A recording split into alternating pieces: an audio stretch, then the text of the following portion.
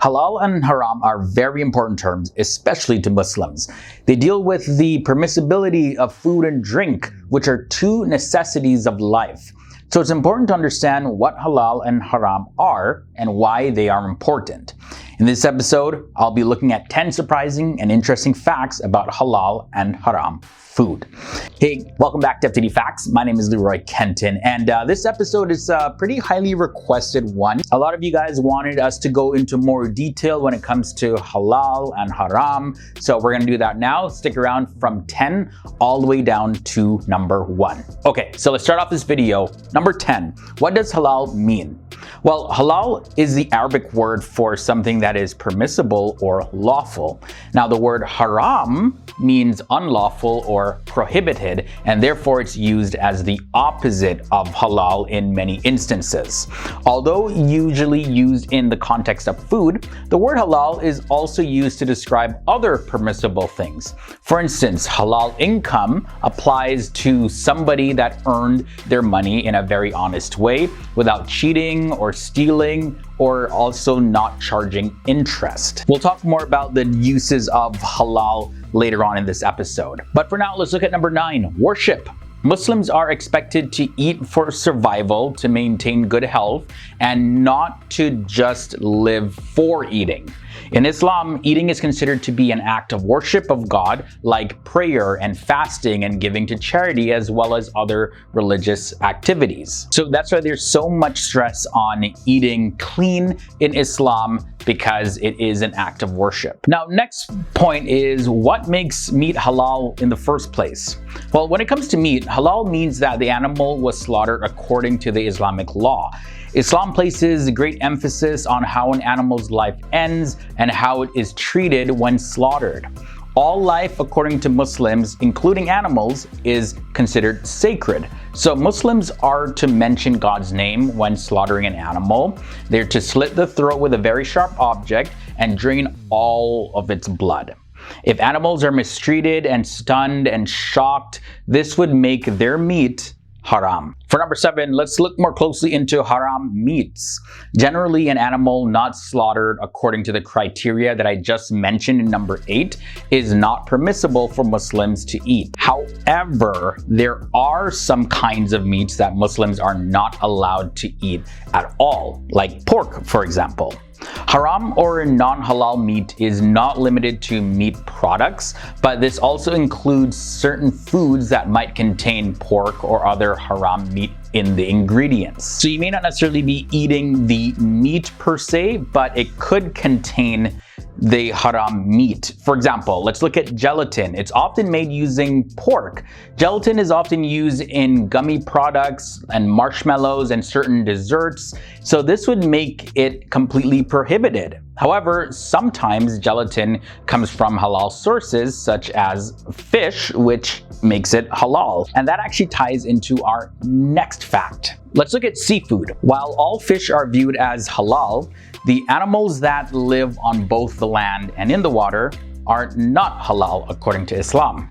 Muslims cannot eat frogs, for instance, since they can both live in the water and on land, but there's still a lot of debate around shellfish within Islam, whether it's considered haram or halal. There's many different points of views on this. All right, guys, but before we go into our last 5 facts in this episode, just want to take this time to mention our new reaction channel, FTD Reacts. The content is a lot different on that channel than what you may be used to on FTD Facts or on FTD Speaks, but those videos are entertaining, informative, and you get to see culture and the world in a much different light. We look at various trends relating to fashion, food, we look at new media, and we react to social media, a wide variety of topics there for you. So if you want to check out that channel, I'll link to it below in the video description section. Subscribe. Definitely, I want you to laugh and learn with us every single week over on FTD Reacts. Now, continuing with number 5 in this episode,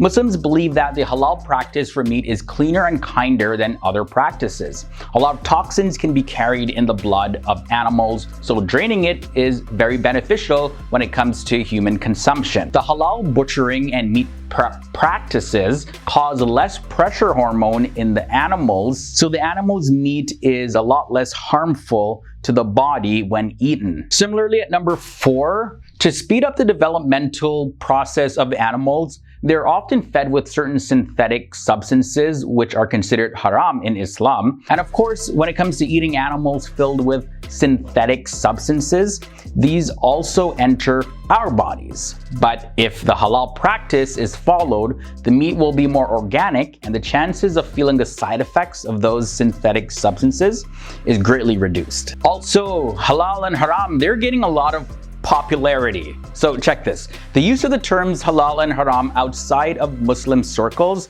have become more and more used. This is largely due to the fact that Islam is growing so fast, as well as social media. The terms have become more so seen as cool and trendy terms with new slang uses. Like, you'll find videos and posts about halal pickup lines, as well as halal outfits to wear, haram dating practices that should be avoided. So the word halal no longer specifically just relates to food, and the term haram doesn't necessarily mean simply forbidden, but it can also apply to things that are culturally frowned upon. So when you see these uses of the terms halal and haram, it shouldn't necessarily take away from their actual meanings. Number 2, how to spot halal foods. Here are a few ways to identify halal foods if you're not necessarily sure.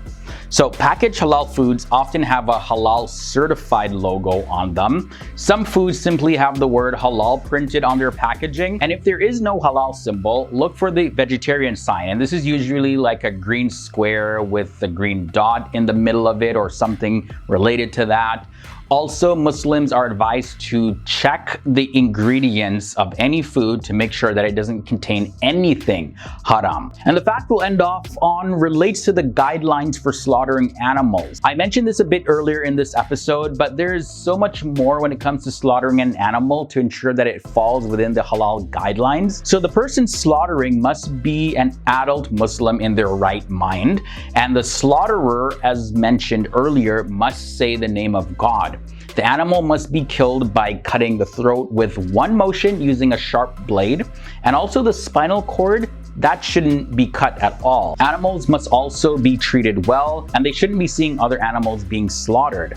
Also, you shouldn't sharpen the knife in front of an animal, and the animal needs to be at peace and completely comfortable at the time of slaughtering. And also, the animal must be completely dead before prepping its meat continues. All right, guys, so that was a look at 10 surprising and interesting facts about halal and haram food according to the religion of Islam. Really hope you guys enjoyed this episode and found it entertaining, educational, informative. Definitely want to hear your thoughts and comments down below. If you enjoyed this one, leave a like, and also if this is your first time here to FTD Facts, subscribe and ring the bell to be notified of new videos. We post videos several times a week that relate to religion, culture, the different countries of our world, and we also look at the different people and people groups of our world as well. So if any of those topics interest you, join the FTD Facts family, and I'll catch you guys in the next episode.